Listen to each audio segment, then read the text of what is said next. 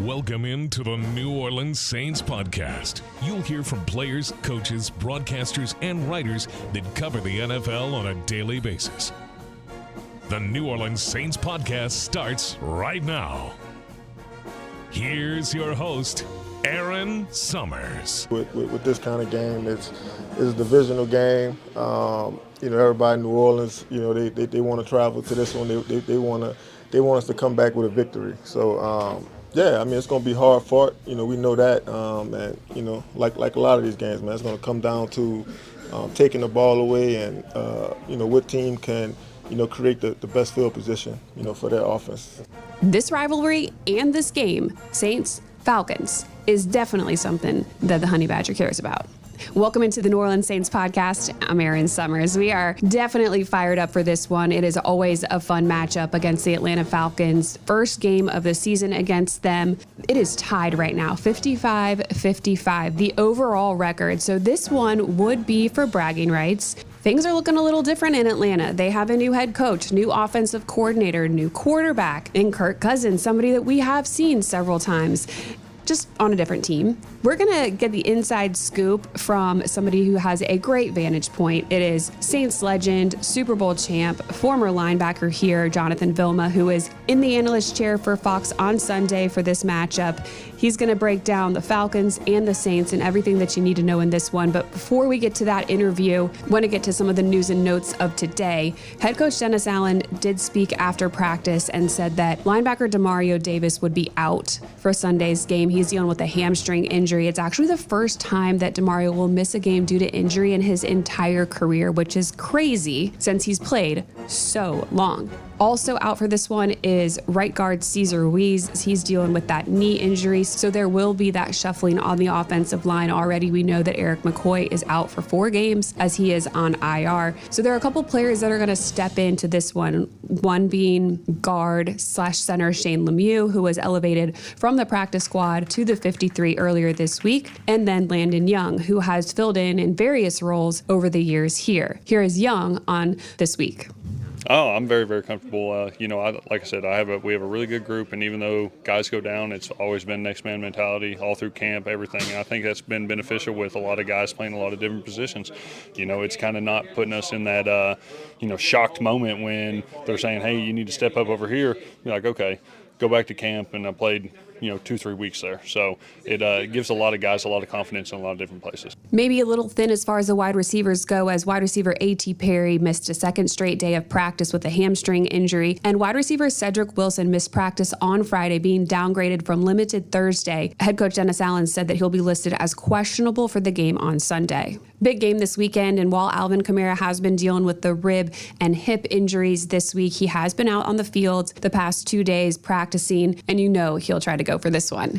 We are going to get to Vilma, but I do want to just tee up another interview we have coming up later in the broadcast with Executive Director of the Team Gleason Foundation, Blair Casey. He's going to jump in and tell us a little bit about the 50/50 Raffle initiative that they have in junction with the Atlanta Falcons this week to raise money and awareness for ALS. All right, so Blair will be second. We're going to get to Jonathan Vilma now. Jonathan, thank you for joining us on the New Orleans Saints podcast. Always appreciate having you on, your insight, obviously as a former player, somebody who played with head coach Dennis Allen and broadcasts a bunch of our games, and you are broadcasting this one this Sunday against the Atlanta Falcons. So how are you doing going into week 4? Doing good. Thanks for asking, Erin. I was good. The season has been eventful as always. You have some pleasant surprises, the Saints being one of them, the Vikings being another, and then you have teams that are still trying to figure out their identity right now, and that usually happens within the first 4 or 5 weeks of the season. With teams figuring out their new identities, you have the Saints with the new offensive coordinator in Clint Kubiak. Do you think that they figured out what they want that identity to be on offense, or is that still a work in progress? No, it is very clear that they are going to go through Alvin Kamara and the running game. They as in Clint Kubiak and the offense, they do a very good job of keeping on track. What I mean by that, he seems very intent on staying balanced between run and pass selection. very intent on making Kamara the focus, making sure he gets the football. It seems as though he recognizes Kamara is the type of running back that gets better as he gets more reps, as he gets more carries, he gets stronger. And the offensive line, frankly, looks like they cater to the run game. So that's definitely the identity from the first 3 weeks. I'd be surprised if they go away from it. This week, Alvin Kamara is dealing with some rib issues and a hip pointer. He's got a little banged up. How much will it change things if he's unable to go on Sunday? I would be surprised if it changes much as far as the play selection. I think that you have a very good backup running back in Jamal Williams. Does a really good job between the tackles, not as explosive as Kamara, but again, you're looking for continuity, consistency. If you can get 4 yards a pop, that still sets up the passing game and sets up the play action and Derek Carr. So the one thing you don't want to do if you're the Saints is completely abandon the run, leave Carr, offensive line, vulnerable to now the predictable passing situations where the Saints haven't flourished. So the Saints are running that outside zone scheme. The Eagles really, I mean, they sold out to stop the run with the 6-1 front, created a lot of problems for the Saints. Are the Falcons just going to replicate everything that the Eagles did now? It's easy to say yes and that they should. The hard part is coaching it. And you have to, even if you want to go to this bare front, penetrating type of defensive lineman, you have to be able to coach, well, what happens if they shift? What happens if they motion? What happens if they go empty, right? And so if you're able to coach it and the players feel comfortable with it, all for seeing it. And yes, that's a long-winded answer saying, yes, I would see that and expect it. But that's really not Raheem Morris's style. And from talking with him, my gathering is that Raheem Morris is a type of coach that really appreciates what the players have done well from minicamp, TA's training camp preseason. He wants them to continue flourishing in that regard. May add a wrinkle or two, but I don't think he would live in that bare front for the whole game against the Saints. From the defensive perspective, you're a former linebacker. You look at an offensive line that's banged up. How much are you looking to attack that from the defensive side with the Saints center, Eric McCoy, being out for at least the next 4 games, and then the right guard, Cesar Ruiz, also dealing with some injury? The first foremost, you got to stop the run. So as a former linebacker, it really didn't matter who in, who wasn't in. It was about, can we make them one-dimensional? So, yes, you're playing against backups, but it's only an advantage if you actually stop the run. If you don't stop the run, it's still going to be two-dimensional. That would be the first part. Then, the second part is if and when you do make that team one-dimensional, are there going to be blitzes or certain packages to try and take advantage of the backups? Because they're backup for a reason, but you still have to figure out what they don't do well, right? And it could be different from the starter. So once you identify where the opportunities are, then you start to create packages, personnel packages, or blitz packages to go against that backup offensive lineman or offensive lineman. Yeah, we've talked a lot about the run, stopping the run, establishing it. Obviously, there are a lot more playmakers on this team. Rashid Shaheed went off in the first 2 games, but was kind of a non-factor against the Eagles. Chris Olave stepped in and had his best game as a Saint this season. What does the offense need to do to get their players, maybe outside of just receivers, maybe some tight ends, more involved in a passing game? Oh, good question. I think Kubiak's style, it's really geared or catered towards, the receivers. So I look at the offense and I say, well, yeah, you can try and incorporate Foster Moreau's of the world, but in the system or the scheme. So it's hard to say because you always want the big play opportunity and you never want to kind of sacrifice that in order to try to get other player touches. And so you have two very, very fast wide receivers, arguably the fastest duo in the NFL, and they stretch a defense, and you have these big plays, these big opportunities. So I would say getting a tight end involved is a third option, right? The first is, can you blow the top off the defense? And as you said, if one player is not having a big game, then the other receiver is having a big game, right? And so now, if the defense is committed to stopping both of them, then I understand you go to the tight end, you go to the running back. If it's not Kamara, you go to the running back options. What do the Saints need to do to establish the kind of game that they want to play then, get the run going, kind of set the pace for this game against the Falcons? It's going to, as we've been harping on with the offensive line, right? So it definitely starts with them. And just watching the film, it's always little things, right? The little things always add up. And what they need to do, they as in the offense, correct some of those little things, whether it's getting the right person up to the linebackers, getting a little more push up front with the offensive line versus defensive line. If Kamara's playing, allow Kamara to do what he does best, right? Cut off of those blocks. If it's Jamal Williams, then you have to block accordingly, knowing he likes to be between the tackles. Once you start to take a look and correct those little things, I know I'm making it pretty simple, but sometimes it really is just that, right? Make the defense really commit to stopping the run, force their hand by forcing a safety in the box, and then let Derek Carr, Shaheed, Olave get over the top of the defense versus cover three, because they're frankly faster than anybody that the Falcons are going to put out there on defense. Okay, so that's a game plan for the offense. Defensively, the Saints opted to be very aggressive. They have been aggressive to start the season, have won every turnover takeaway margin since each game since the season started. The aggressive play, though, kind of got them in the end of the Eagles game with a bunch of big chunk plays. How do you balance wanting to be aggressive and then making sure that you're not leaving a lot of space out there for those opportunities? Yeah, that's always tough, because you have a mindset and you build this culture around that mindset of being aggressive. You're going to get after it. You're going to blitz. You're going to do all of these things.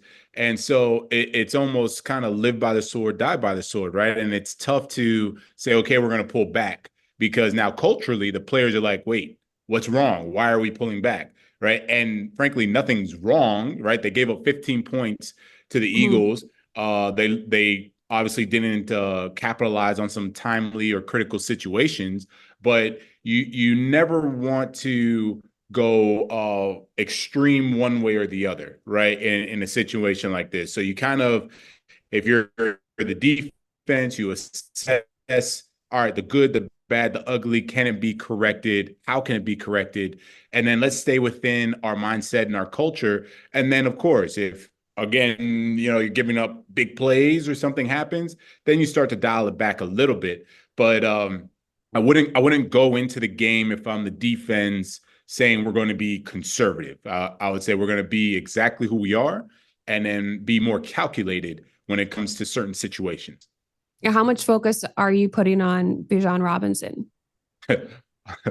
All my focus. That's where the offense starts. He's an Alvin Kamara in the making, right? Super explosive, very good vision, great cuts, a threat out of the backfield, everything you want in a running back. And you can easily see why he was a top 10 pick 2 years ago. So all the focus goes there. Of course, I'm not minimizing Kirk Cousins and how good of a quarterback he is, but it goes back to the fundamentals of, if I don't stop Bijan, then what am I doing, right? What I'm not playing defense. So nothing else matters if I don't stop him and I don't stop the running game, right? So that's the way I look at it. You got to stop those really, really good running backs, especially him, because if he gets going, that offense gets going. And so you got to find a way to limit him. Yeah, Robinson had nearly 130 yards in each of the games last year against the Saints and 3 touchdowns. So definitely somebody you want to limit this game Sunday. With the new head coach in Raheem Morris, a new offensive coordinator, how is this team different than what you've seen from them in the past, and what is their identity? Right now, they're still trying to figure out their identity. We mentioned Bijan and how good of a player he is, and you see flashes of a really good Falcons team that can take the ball down in 2 minutes and score against the Eagles, who just beat the Saints.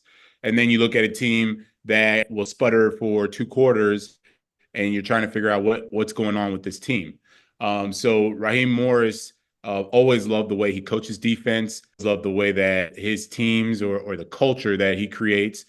So it's not going to be instant, right? It's going to take time. He's going to have to build their trust and vice versa. And obviously, he wants to bring in more of his guys. So I look at a team that has a veteran quarterback, which is always a plus, a super talented running back, which is always a plus, and has a defense that's capable of keeping them in games and then seeing what happens at the end. Even looking at the Kansas City game, they're a missed pass interference call away from either taking the lead or possibly winning the game. So I would say I don't want to call it their theme, but kind of their mantra right now is to just figure out a way to keep it one score, stay in the game, and then see what happens at the end. And it's gone their way a couple times. It didn't go their way against Kansas City. So it'll be exciting to see how they continue that mantra during the season. Does it matter that the Saints and the Falcons both recently played the same opponent in the Eagles? Is there anything that you can glean from that? Not really. I had that happen before when I played, and you look at the film, the players they just went up against, but the matchups are different, the schemes are different. So you kind of look at it and you never want to say, well, if that guy can beat so and so, then we can too, right? You never want to go in thinking that, underestimating your opponent. So you do look and just take the good, the bad, the ugly, understand their scheme, and then figure out how to defend it and stop it. The Saints had a hard time with tight end Dallas Goedert last week with the Eagles. He had 170 yards. Is Kyle Pitts the same? I would think that Pitts ranks ahead, but how do you limit a tight end that can be a threat like that? Yeah, it goes back to the balance of how aggressive are you going to be? How much coverage are you going to play? And how focused is Kirk Cousins on getting him the football, right? It seemed like Jalen Hurts was intent on getting Goddard the football, getting him opportunities, frankly, forcing it to him at times. I haven't seen that from Kirk Cousins. I haven't seen him force the issue. And aside from Justin Jefferson, deservedly so, he's never been that type of quarterback to force it to a player. So I would see the opportunities coming as the defense unravels, whether they're being way too aggressive, way too conservative, whichever way they go. But that's what I would see. If you have a Kirk Cousins that's not intent on making Kyle Pitts the highlight of the day, then you mix it up between man and zone and should be okay for the Saints. It's almost like you did your homework because Ray McLeod actually has more targets than Pitts and Robinson. And I don't think anybody really knows who Ray is. So Kirk Cousins is not forcing the issue when it comes to Pitts or Robinson. So good job. Yeah. I still know how to watch film, just a little bit. As far as this rivalry goes, though, sometimes the players try to not make a big deal out of it during that week, but it is the biggest rival for the Saints. What are some of your memories from this matchup? Man, I have so many good, healthy, competitive memories going against Matt Ryan. It was basically Matt Ryan era when I was there. He had the likes of Tony Gonzalez, Julio Jones, Roddy White, Michael Turner. So, those matchups equally as competitive, as good as they are now when you think of the talent that the Falcons have in Cousins, Bijan, Drake London, Kyle Pitts, right? And so we had a healthy respect / hatred for the Falcons. And so we never we never tried to give them any bulletin board material because as much as I hated them, and as I said, I did respect them, the last thing you wanted was an angry Julio Jones on Sunday, right? The last thing you wanted was, an angry Tony Gonzalez ripping you up across the middle of your defense, right? Or an angry Michael Turner at the time who was like 250 pounds trying to run you over every play because you talk some smack, right? And not that I was scared or anything like that, but it was just you had to know that they're going to play their hardest regardless of the bulletin board material. So there was no need for it. And we wanted to make sure we always had bragging rights. So, those games were fun. The memories are great.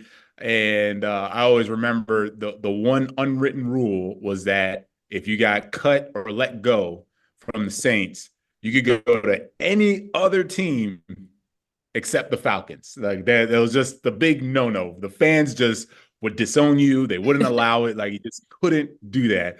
And so I always thought that was pretty fun. That was pretty interesting. There's a couple players from the Saints though that have made the move over to play for the Falcons Really? now. So Caden Ellis. Yeah, that's right. That's right. There's a bunch of them.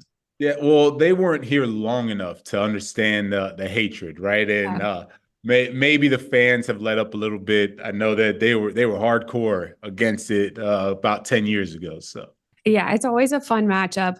I don't know how you stay unbiased when you're calling this game. It's not too hard. I'm everyone knows it's Saints won the Super Bowl, second home, love it, right? But you have to do a job. You have to be unbiased, right? Because the fans, they want to see a good game. They don't want to see a good Saints game, right? It's a good game, and I always make sure that I'm calling what I see. And if I see the Saints doing well, they're doing well. If I see the Falcons doing well, they're doing well. Because Erin, you wouldn't believe, I've actually called a couple Saints games where the Saints laid an egg. And you wouldn't believe the DMs that I got from fans mad at me because I was frankly calling it that way, right? The Saints weren't playing well. And they were just ripping me. How can you be Saints? I can't believe I had your jersey. You just don't ever come to New Orleans. So, if I get stuff like that, as crazy as it sounds, that lets me know I'm doing my job. Okay, before I let you go, Fox has a Super Bowl this year, right? Yes. So are you doing anything special around that? I don't know. We'll see. Brady's calling the game, of course. I know there's going to be a lot of stuff leading up to it. As I said, New Orleans is my second home. Would definitely enjoy coming back and seeing what happens. So we'll see. All right. Well, hopefully we can get you here back in the Superdome calling a game soon, sometime this season. And then obviously expect to see you here in February. Thank you very much. Looking forward to it. Thank you. Great stuff. As always, from Jonathan, appreciate him coming on the podcast this week. Again, you'll hear him on the call Sunday, 12 o'clock on Fox. Now let's bring in Blair Casey, Executive Director of the Team Gleason Foundation, to hear a little bit about this big raffle that's going on this weekend. Blair, it's great to have you on the New Orleans Saints podcast again. It's an exciting time in New Orleans. Football is back. How are you doing? I'm doing well, and it's great that it's football season again. Being a longtime Saints fan, it's just a different environment. So doing very well, and thank you for having me back on again. Yeah. For the second year in a row, the Saints and Falcons are actually teaming up. They're going to be on the same side again for the ALS 50/50 Raffle initiative that supports Steve Gleason and Tim Green's foundations. As the executive director for Team Gleason Foundation, can you tell us a little bit about the initiative? Absolutely. So, you look at these two athletes that, were diagnosed with ALS, and, they always looked at their diagnosis as something bigger and wanting to help others. And Tim started Tackle ALS, which is a research nonprofit that's focusing on trying to find a cure. And Team Gleason, after Steve's diagnosis, was started and is continuing to focus on the now needs, providing technology and equipment to people nationally. And the Saints and Falcons came together. Although there's a competition on the field, the rivals concept is one that we're very proud of, and it shows demonstrates great leadership throughout both organizations. And similar to Steve and Tim, Mrs. Benson and Mr. Blank and their organizations have stepped up and want to help support our organizations and change the course of ALS. I don't know if there is a competition involved, but as far as the fans go, if you pitted them against each other for the most money to raise, I think that that should be part of it because the fan bases would really get after it.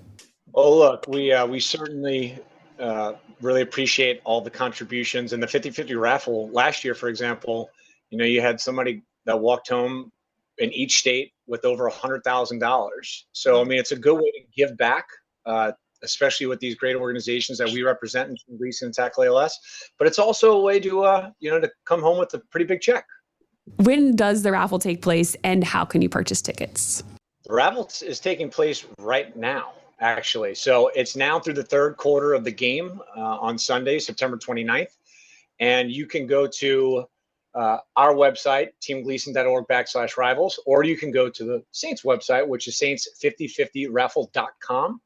And you can actually see how much money has been raised at this point between both organizations. And we're hoping, similar to last year, that we can beat a record with the 50-50 raffle. And, as I said, it's not a competition, but we like to see, always would like to see New Orleans and our Saints bring in more proceeds.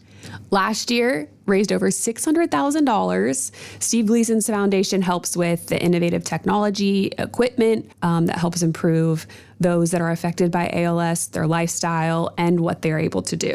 What did that money last year go to, and how has it helped to further Steve's goals? So the money was integral. If we look at the change right now, especially with the economy and commercial real estate, we're finding it was very much. And if you look at the things that we were able to do, I can't speak to the specifics of Tackle ALS and the research down to the penny there, but I know what we did, and through our mission, we provide assistive technology and equipment that enhances mobility. So we were able to provide 81 copays, which is a communication device that allows somebody to speak with their eyes. We were able to provide also 22 ability drive systems, which allow somebody with ALS to drive their wheelchair with their eyes, and also 63 synthetic voices. So giving somebody the ability to have a digital replication of their voice for if and when their voice is affected by the ALS progression. So it's significant. These dollars that are raised through this, we're very proud of the amount of people it's been able to help through our mission. And we really hope that we're able to do it again. So what are the foundation's goals for this year? Erin, if we look at the amounts of requests that we're receiving for our services, they've grown by 307% over the past 6 years. We are getting we'll end up having between 8,000 and 9,000 requests this year. That's 35 requests on average a day. So we hope that we can hit the same benchmark, but obviously we would love to see some more funds. But at the end of the day, this is about raising awareness to a cause that's needed. And we're very thankful for all the efforts that the Saints and Falcons have done and put forth to have the Rivals be a reoccurring event and initiative in supporting Tackle ALS and Team Gleason. With those numbers going up, it is apparent that there is a need, but it also speaks to what Steve has been able to do through his foundation, raising awareness and helping with the technology. It's just amazing what Steve has done for those within the ALS community. I agree, Erin. Steve always looked at ALS as, it's not a disability. He's got super abilities now. And, working hand in hand with the ALS community and the ecosystem, has allowed us not just to provide the latest and greatest technology and support the ALS community with now our 22 team members at Team Gleason, but it's also allowed us to advance access to new technologies. This past year, we actually piloted with Microsoft their custom neural voice. We're working with companies, as I mentioned, Microsoft, Apple, to help them improve their accessibility features. And that goes across the board, right? From Google to every communication device manufacturer, wheelchair manufacturer, and then even beyond to invasive brain-computer interface. So as we provide the best, we're also working hand in hand with leaders in the industry to ensure that the technology that they're creating is built with and for the community it's intended to serve. I always love to see Steve Gleason out and about, and we got to see him in this past game Sunday. He was out there pregame with Drew Brees, who was on hand. I know that the fans love to see him getting the Superdome going, but for him, I'm sure it is just an incredible experience to be able to be back out there. And for you, because I saw you out there as well. I've had the pleasure of being around some of Steve's friends, former Saints players, current Saints players, and it's amazing to see how genuine their relationship is. I don't take it for granted every opportunity I have with Steve to be out there, or Drew. It's a really beautiful moment. This past game he had Gray with him, his daughter, and the connection and bond that Steve has with his friends and the Saints organization is real, and one that I hope that will be there for tens, if not 20, 30, 40 years, because we're very thankful. And those moments are what life is all about. We are here talking about the 50-50 raffle and how fans can get involved in that. But what else does Team Gleason Foundation have coming up? Well, if you are in New Orleans, we have Gleason Gras October 4th, and it starts at 7 p.m. at Generations Hall. And we're going to have great live music, some amazing food. Our live auction will have Saints jerseys and Pelicans jerseys, compliments of our great friends within the Saints and Pelicans organizations. We'll also have some Taylor Swift suite tickets, maybe 6 of them in the live auction. Okay, that's a good little tease to get the people out to Gleason Gras. Well, look, we've been fortunate that we've had the support, and this has been possible from some of our friends, that have been supporters of Team Gleason. Gallagher's been one that's helped us make this a reality. And, similar to the Saints, the Falcons, Steve and Tim, it takes a village. It takes a team of people to make these events and what we do at Team Gleason reality. We're very appreciative, Erin. Similar to this moment and opportunity, again, without our family and the people that have always believed and trusted and helped us grow, we wouldn't be here and we wouldn't be able to do what we're doing for everybody living with ALS in the United States. I'm always happy to be a little part of that, having you on the podcast. Are you getting to go to the rivalry game this weekend? That is a great question. Seeing that we have a little storm that might be coming through, and I don't mean to undermine it because, living in New Orleans, if we get spared, somebody else gets hit hard. But I am planning on going to the game, pending any travel delays due to inclement weather. But we're excited about it. I mean, the Saints have had a fantastic season. Dennis Allen is a great leader, and they have a great set of coaches, a great culture within that organization, and they're going to leave it out on the field. Have you been to a Saints-Falcons game in Atlanta before? I had the pleasure of going last year for the game, and I've been one time before. It's certainly a very vibrant environment, but it's nothing like the Dome. Well, I really hope that you can make it there, get a chance to rep the black and gold, help bring the Saints back with a win, and a win for ALS with a lot of money raised. Well, again, Erin, we appreciate the awareness and all the efforts that you and the Saints have taken. And yes, we would need to raise additional funding, but the support and opportunity is one that is equally as important. Thank you so much for spending some time with us, and safe travels this weekend. Thank you. Thank you, Erin. Appreciate Blair jumping in, giving us all the info. You can head to saints5050raffle.com to purchase your tickets, or at the game on Sunday. Speaking of Sunday, you can join myself for the pregame show, NewOrleansSaints.com at 11 o'clock. And then postgame, I'll be joined by Scott Shanley, another Super Bowl champ, former linebacker, who will join me on the postgame to break down everything that happens in this one. And I'm sure he will share some of his own memories playing the Falcons. Thank you so much for joining me on the podcast. Have a great weekend. Put on that black and gold on Sunday, and let's go get a Saints win. Thanks for listening to the New Orleans Saints podcast. Join us 3 times per week on NewOrleansSaints.com, the Saints mobile app, or you can download the podcast on iTunes. We'll see you next time, right here on the New Orleans Saints podcast.